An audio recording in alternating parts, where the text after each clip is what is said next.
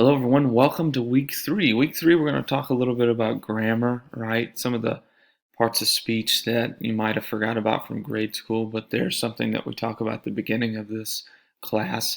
Don't feel like you have to spend a ton of time on it. I know a lot of it can be kind of monotonous and a little bit challenging to get through, but just bear with us in this lecture and get through it. So lecture three, of course, is going to be located in the course content, which you'll have access to starting today. So all we have really this week do-wise is to make sure you do look at the video, read your book, and then also week three review. So make sure you're keeping up with the course schedule. I think you're going to get a lot out of it.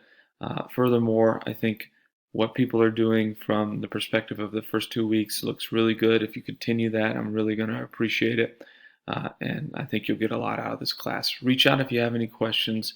I look forward to seeing week three, which starts on Sunday.